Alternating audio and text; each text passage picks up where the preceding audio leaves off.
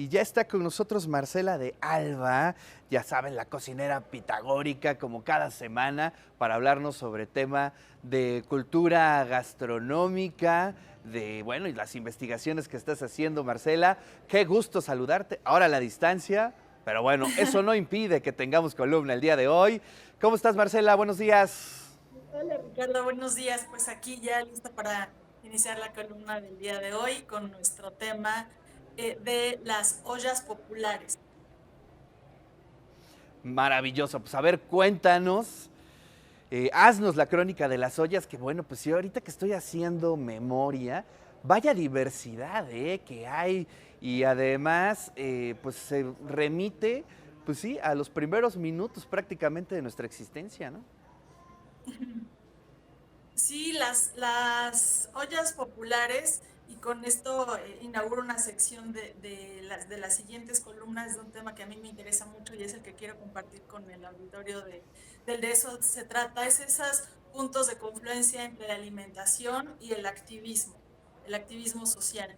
Entonces, estas ollas populares, o también conocidas como ollas comunitarias u ollas comunes, es un fenómeno muy interesante, muy digno de estudio, de admiración y muy loable que ha surgido espontáneamente en América Latina. Las ollas populares son este fenómeno, como te digo, de generación espontánea que tiene su historia, pero que es literalmente sacar las ollas de la cocina, del ámbito doméstico y privado, para llevarlas a la calle, a tomar un espacio público, las ciudades, los parques, las plazas, y esta generación espontánea de un comedor a cielo abierto, pues suele emerger en momentos de crisis, de mucha necesidad alimentaria, de mucha pobreza, algún clima político que genera esta necesidad de que realmente hay hambre en las casas, y entonces combinando los instrumentos, las ollas, los cucharones, un poquito de condimentos, se hace esta cocinadera y esta alimentación autogestionada, ciudadana, en los espacios públicos. Esto es una olla popular o olla comunitaria. Maravilloso. Bueno, tenemos aquí algunos problemas que ya nuestros ingenieros están resolviendo. Pero es importante que se subraye el carácter comunitario, ¿no, Marcela? Es decir, los puntos de encuentro, de los diálogos y de poder establecer de manera horizontal cómo prepararlo y cómo alimentarnos también. Sí, claro, esa es exactamente la diferencia entre un programa, digamos, asistencialista, ya sea del gobierno, de alguna institución, asociación civil, que toma a su cargo en algún momento o repartir alimentos o preparar alimentos para compartirlos con poblaciones necesitadas. La diferencia con las ollas populares es que no hay una verticalidad, una institución, un financiamiento externo. Eso es lo que es realmente admirable, que surge de manera muy horizontal. No es alguien que tiene solucionado el asunto y viene a ayudar a los demás, que también puede ser importante en algún momento, sino que realmente es esta colaboración de todas las personas que están involucradas en un problema. Y claro, se puede también entender como esta parte emocional de lo social.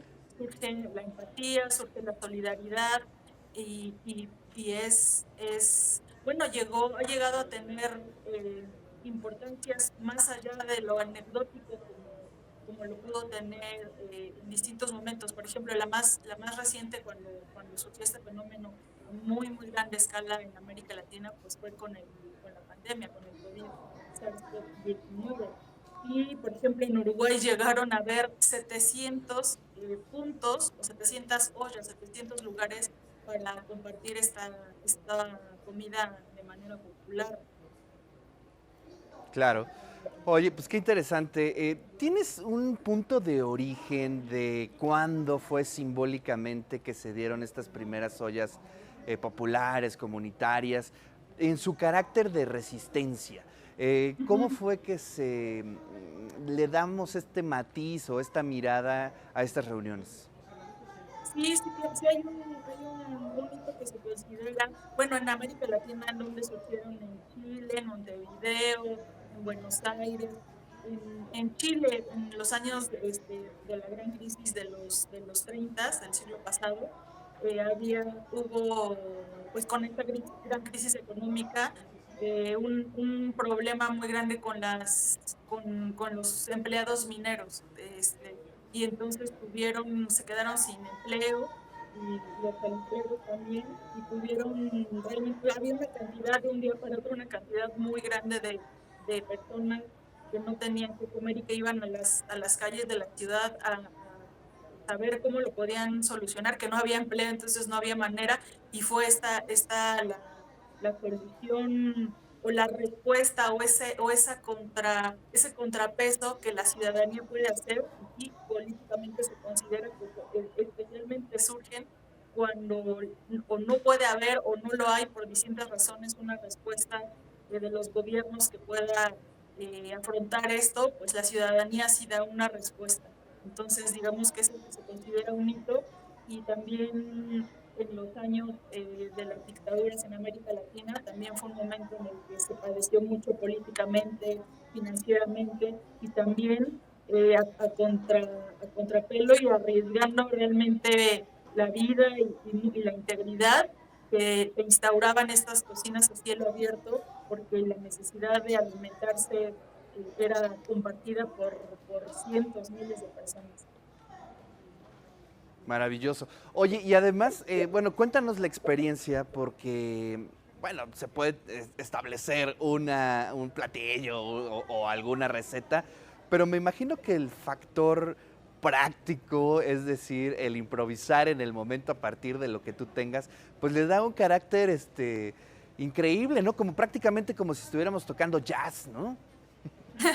Sí, sí, sí, sí, es verdad que sí, sí me gusta la metáfora y la verdad queda muy bien.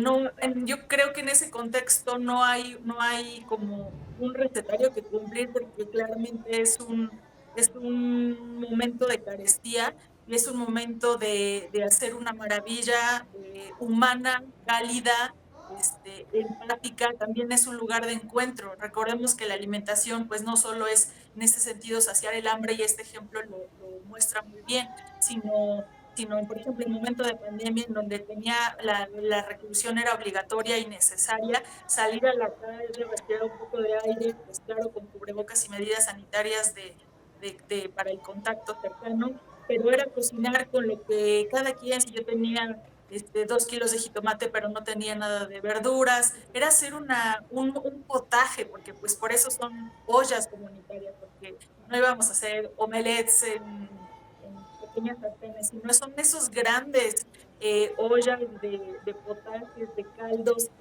que son muy, muy nutritivos y muy reconfortantes a nivel pues nutricional, pero también a nivel emocional, y es de reunirse Claro. en el parque a disfrutar una comida cuando era imposible entrar en contacto incluso con la familia. Claro, yo me puedo imaginar los contextos, ¿no? Por ejemplo, pues sí, pues en Chile en su momento o en cualquiera de los lugares que tú has comentado, eh, son varios elementos. Uno, la condición social, política, ¿no?